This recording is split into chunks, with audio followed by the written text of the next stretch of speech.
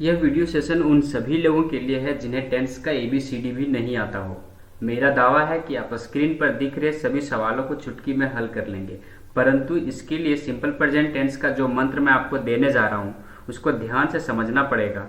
इसलिए वीडियो को बिना स्किप किए ध्यानपूर्वक अंत तक देखिए।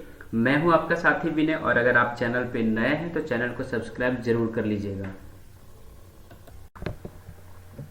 सबसे पहले इस सिंपल प्रेजेंट टेंस एक्सरसाइज को करने के लिए टेंस का थोड़ा सा शॉर्ट ओवरव्यू देख लेते हैं।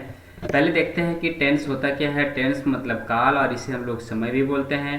यानी प्रेजेंट टेंस, पास्ट टेंस और फ्यूचर टेंस, जो बीत रहा हो, जो बीत गया हो और जो बीतने वाला है, इसे हम लोग टेंस कहते हैं, और हिंदी में इसे ही हम लोग काल कहते हैं। इन सबको फिर से फर्दर 4 भागों में कैटेगराइज किया गया है। पहला हम अभी प्रेजेंट टेंस के बारे में पढ़ेंगे। प्रेजेंट टेंस को जो है सो 4 भाग में बांटा गया है। पहला है सिंपल प्रेजेंट टेंस, दूसरा है प्रेजेंट कॉन्टिन्यूअस टेंस, तीसरा है प्रेजेंट परफेक्ट टेंस और चौथा है present perfect continuous tense. But इस वीडियो में हम लोग चूंकि अभी सिर्फ सिंपल प्रेजेंट टेंस एक्सरसाइज करने वाले, इसलिए सिंपल प्रेजेंट टेंस को पूरे डिटेल में देखेंगे और कौन सा क्या मंत्र है जिसके थ्रू से हम एक्सरसाइज को फटाफट कर लेंगे, ये हम इस वीडियो में अभी देखने वाले हैं। सिंपल प्रेजेंट टेंस, इसके फिर से फर्दर 4 भाग होते हैं। सिंपल प्रेजेंट टेंस, इसमें एक वर्ड आ रहा है सिंपल, जैसा कि आप देख पा रहे हैं। सिंपल मीन्स सिंपली जो भी चीज़ होता है, जैसे खाना पीना, हंसना रोना, ये सब के सब प्रेजेंट टेंस में आता है। ठीक है, जैसे मैं खाता हूँ, मैं पीता हूँ, मैं हंसता हूँ, मैं रोता हूँ, मैं जाता हूँ, यानी कि ऐसी कोई भी सेंटेंस जिसका लास्ट में ता हो, ती हो, ते है, ऐसे जो भी सेंटेंस आता है उसे हम लोग सिंपल प्रेजेंट टेंस कहते हैं। मैं यहाँ पे लिख दे रहा हूँ ताकि आपको याद रहे। जिस हिंदी क्रिया के अंत में ता है, ती है, ते हो, ते हैं, ये सारे शब्द जो आते हैं जिस हिंदी क्रिया के लास्ट में आते हैं, वे सबके सब सिंपल प्रेजेंट टेंस कहलाते हैं। सिंपल प्रेजेंट टेंस को भी फर्दर 4 भाग में बांटा गया है। पहला भाग है इसका असर्टिव सेंटेंस, और इसी का दूसरा भाग है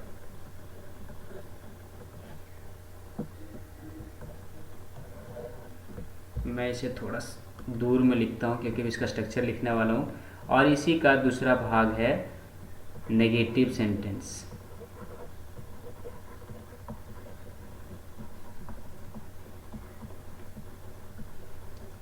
इसका तीसरा भाग है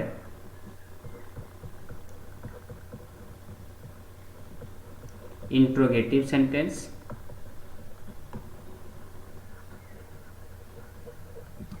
और चौथा भाग है इसका इंट्रोगेटिव नेगेटिव सेंटेंस। पहला जो असर्टिव सेंटेंस है, इसका स्ट्रक्चर होता है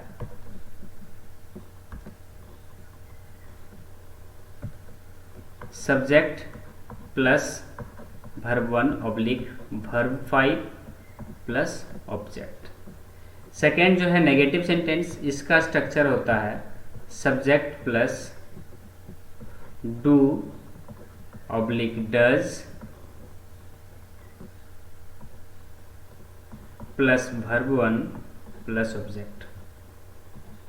और तीसरे वाले का स्ट्रक्चर होता है सब्जेक्ट प्लस, सॉरी ये इंट्रोगेटिव सेंटेंस है तो इसका स्टार्ट ही होगा do oblique does plus verb 1 plus object, और लास्ट में इसमें होगा क्वेश्चन मार्क। इंट्रोगेटिव का स्ट्रक्चर होगा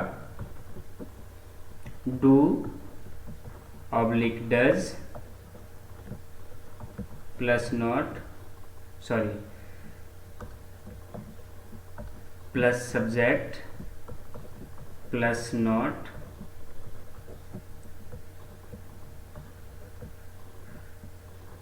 प्लस वर्ब 1 प्लस ऑब्जेक्ट, और लास्ट में यहाँ पे होगा क्वेश्चन मार्क। ये जो स्ट्रक्चर है ये आपको बिल्कुल बहुत बढ़िया ध्यान से देख लेना है और इसको आपको दिमाग में सेट कर लेना है। ये असर्टिव सेंटेंस का स्ट्रक्चर होता है subject plus verb 1 plus verb 1 oblique verb 5 plus object. यहाँ एक चीज़ जो पॉइंट आउट करने वाला चीज़ है वो ये है कि सिंपल प्रेजेंट टेंस में वर्ब 1 या वर्ब 5 इन दो चीज़ों के अलावा कुछ भी नहीं होता है, कोई भी वर्ब का रूप हम लोग इस्तेमाल नहीं करते।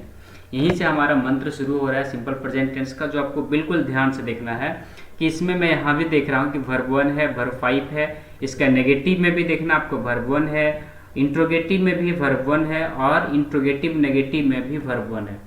यानी कि ऐसे जो भी सेंटेंस जिसके लास्ट में ता है, ती है, ते है, तो है, ऐसे जो भी सेंटेंस आएंगे इनके साथ जब भी हम सेंटेंस बनाएंगे तो इनके साथ कभी भी हमें वर्ब का 2, वर्ब का 3 और वर्ब का 4th फॉर्म नहीं लगाना है। जब भी हम लगाएंगे तो वर्ब 1 या फिर वर्ब 5th का फॉर्म लगाएंगे। और खास करके जब भी हम एसेटिव सेंटेंस लगाएंगे तभी वर्ब 1 और वर्ब 5 होगा। बाकी नेगेटिव सेंटेंस, इंट्रोगेटिव सेंटेंस और इंट्रोगेटिव नेगेटिव में हम कहीं पर भी वर्ब 5 का भी इस्तेमाल नहीं करेंगे। ठीक है। अब यहाँ एक चीज़ और मैं जो आपको बताने वाला हूँ, जो हमारा मंत्र है, इसमें अभी मैं आपको थोड़ा सा डिटेल में बता देता हूँ। इसमें एक जो सबसे बड़ा और इम्पॉर्टेंट चीज़ है वो है हमारा सब्जेक्ट वर्ब एग्रीमेंट। ये भी एक बहुत ही इम्पॉर्टेंट पार्ट है, इस कोई भी सेंटेंस को बनाने में इसका बहुत बड़ा रोल होता है, सब्जेक्ट वर्ब एग्रीमेंट का। इसे हम लोग सब्जेक्ट वर्ब कॉनकॉर्ड भी बोलते हैं। ठीक है। तो चलिए देखते हैं इसको थोड़ा सा डिटेल में कि आखिर क्या है subject verb agreement. Subject verb agreement कहता है कि किसी भी सिंगुलर सब्जेक्ट के साथ, जब भी कोई सिंगुलर सब्जेक्ट हो तो उसके बाद आने वाला जो वर्ब होगा वो भी होगा सिंगुलर। और क्या कहता है कि अगर कोई प्लूरल सब्जेक्ट हो तो इनके साथ आने वाला जो वर्ब होगा वो भी क्या होगा, प्लूरल वर्ब होगा। तो आप में से तो बहुत सारे बच्चे सिंगुलर नाउन और प्लूरल नाउन तो आप सुन रखे होंगे, बट बहुत ऐसे कम ही होंगे जो प्लूरल वर्ब और सिंगुलर वर्ब भी सुने होंगे। तो यहाँ पे जो बेसिक डिफरेंस है सिंगुलर सब्जेक्ट और सिंगुलर वर्ब में और प्लूरल सब्जेक्ट प्लूरल वर्ब में, वो मैं आपको यहाँ पे बता देता हूँ। जैसे कि मैं एक यहाँ पे एक सिंपल से एक एग्जांपल लेता हूँ, एप्पल। ठीक है। एप्पल एक नाउन है और ये सिंगुलर है। अगर मैं इसका प्लूरल बनाना चाहूँ तो इसका प्लूरल क्या बनेगा, एप्पल्स। ये एप्पल्स हो जाएगा प्लूरल फॉर्म। सिमिलरली अगर हम कोई वर्ब ले, जैसे कि प्ले, प्ले मीन्स होता है खेलना। ठीक है। ये अभी कौन सा रूप में है, ये प्लूरल फॉर्म है, वर्ब का प्लूरल फॉर्म है। और अगर हम इनके साथ ऐड कर देते हैं एस, प्लेज, तो ये हो जाएगा हमारा सिंगुलर फॉर्म। बस यही डिफरेंस आपको जान के रखना है, ये बहुत ही इम्पॉर्टेंट है, ये आपको बहुत ज़रूरी है जानना कि वर्ब में और नाउन में अगर हम सिंगुलर प्लूरल फॉर्म चेंज करते हैं तो क्या डिफरेंस है। जब हम किसी नाउन के साथ एस लगाते हैं तो वो प्लूरल हो जाता है, लेकिन जब हम किसी वर्ब के साथ एस लगाते हैं तब वो सिंगुलर हो जाता है। ये बहुत ही ज़रूरी है आपको जानना। मैं एक और एग्जांपल से आपको समझा देता हूँ। जैसे कि काव, काव है हमारा सिंगुलर, बट अगर हम इनका प्लूरल फॉर्म बनाते हैं तो इसमें एस लगाना पड़ेगा, तो ये हो जाएगा प्लूरल फॉर्म। सिमिलरली अगर हम कोई वर्ब लेते हैं जैसे कि राइट, राइट मीन्स होता है लिखना, तो ये हमारा वर्ब का प्लूरल फॉर्म है। बट अगर हम इसका सिंगुलर फॉर्म बनाना चाहे तो हमारा ये हो जाएगा WRITES, राइट्स। ठीक है। ये चीज़ आपको दिमाग में बिल्कुल सेट कर लेना है कि वर्ब के साथ एस लगाने से सिंगुलर होता है और नाउन के साथ एस लगाने से प्लूरल होता है।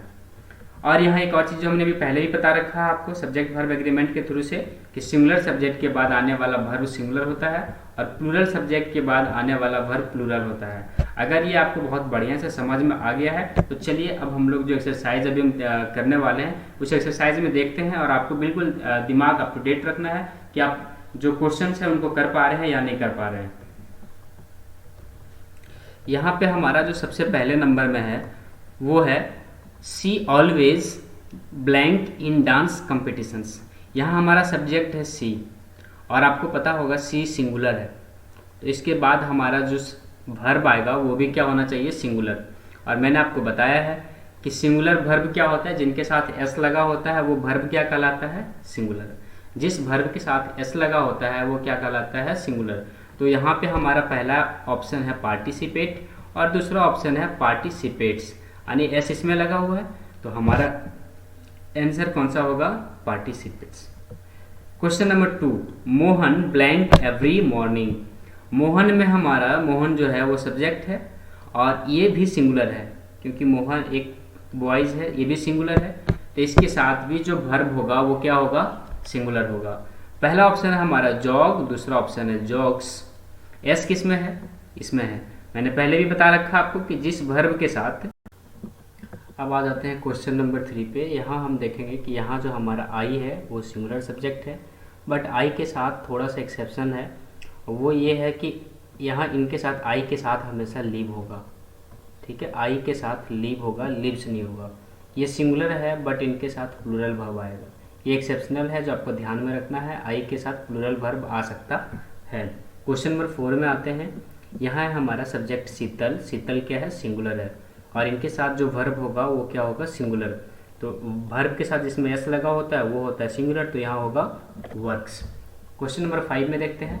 यहाँ हमारा सब्जेक्ट क्या है? डॉक्टर्स, जो कि एस लगा हुआ यानी कि प्लूरल फॉर्म है, तो इसके साथ जो सब्जेक्ट वर्ब आएगा वो भी क्या होगा? प्लूरल, और प्लूरल वर्ब के साथ एस लगा नहीं होता है, तो ये होगा रेकमेंड।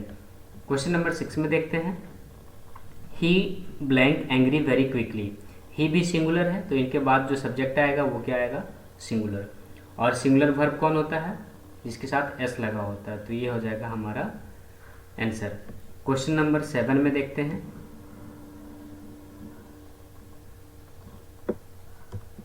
क्वेश्चन नंबर 7 है, my mother is a teacher, she dash English. देखिए, माई मदर, मेरी माँ शिक्षक है। ठीक है, सी डैश इंग्लिश, वो पढ़ाती, इंग्लिश पढ़ाती है।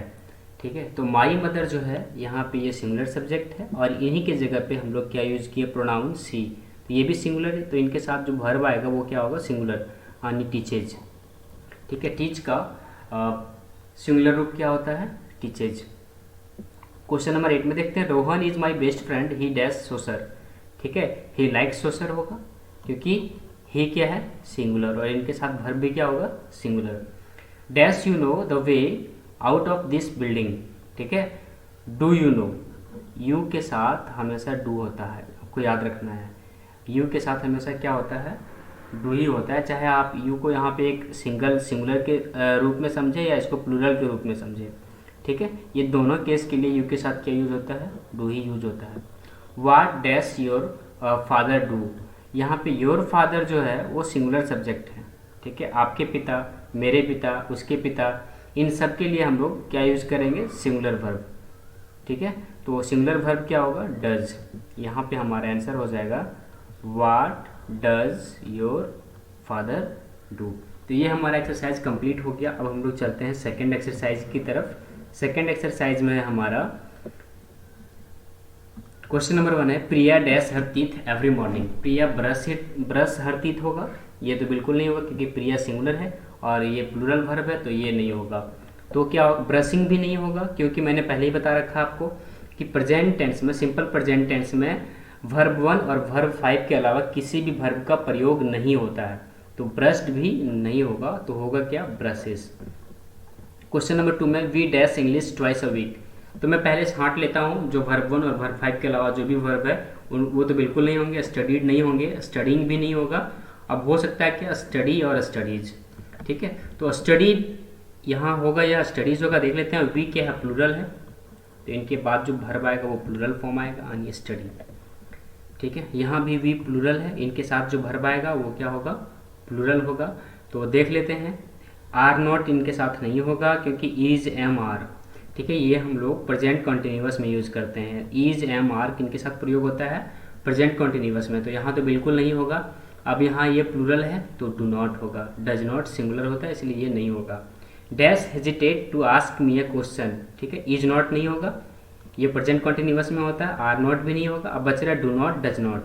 ठीक है, does not hesitate to ask me a question. ठीक है, do not hesitate to ask me a question. ठीक है, यहाँ पर जरा देखिए, ये क्लियर नहीं किया गया है कि यहाँ पे सब्जेक्ट आखिर है कौन, जो पूछने वाला है वो आखिर है कौन, इसलिए यहाँ पे ये जरा जान लेना बहुत जरूरी। सो गाइस, यहाँ पे ये क्लियर नहीं किया हुआ है, तो हम इसमें क्या देखते हैं? Do not hesitate to ask me a question, हम इसके अनुसार से चलते हैं। ठीक है, और मी जो है वो आई का पॉजिटिव फॉर्म है। ठीक ठीक है, तो यहाँ पे हमारा क्या होगा, सॉरी ऑब्जेक्टिव फॉर्म है, तो ये हमारा आंसर हो जाएगा डू नॉट। ठीक है, यहाँ के लिए हमारा जो आंसर हो जाएगा वो क्या हो जाएगा, डू नॉट। बढ़ते हैं आगे क्वेश्चन नंबर 5 की ओर। क्वेश्चन नंबर 5 में क्या है, Tarun dash to the sports complex every day to play tennis. Tarun singular है, ठीक है, और इनके साथ जो वर्ब होगा वो भी क्या होगा, एक सेकेंड थोड़ा प्रॉब्लम है, मैं इसको ठीक कर।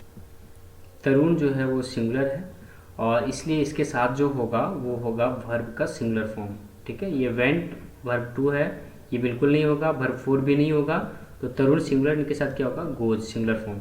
Dash Priya play with you, is am are तो मैंने पहले बताया नहीं होगा, तो क्या होगा, डू और डज में से डज होगा, क्योंकि प्रिया क्या है, सिंगुलर फॉर्म है।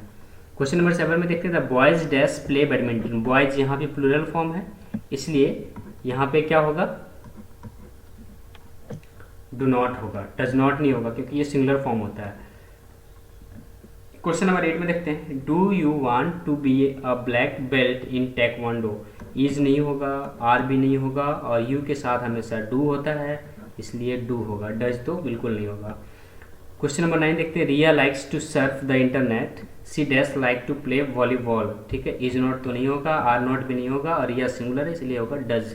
ठीक है, सर्फ इंटरनेट मतलब इंटरनेट पे चलाना, इंटरनेट पे कुछ काम करना को हम लोग कहते हैं सर्फ इन द इंटरनेट। ठीक है, क्वेश्चन नंबर 10 में देखते हैं, रिधिमा। रिधिमा नाम है इसलिए इसके साथ होगा सिंगुलर फॉर्म, और ये होगा स्टडीज। स्टडिंग नहीं होगा, नन ऑफ दीज भी नहीं होगा, स्टडी प्लूरल फॉर्म है, नहीं होगा। Ridhima dash, Ridhima studies in Delhi university.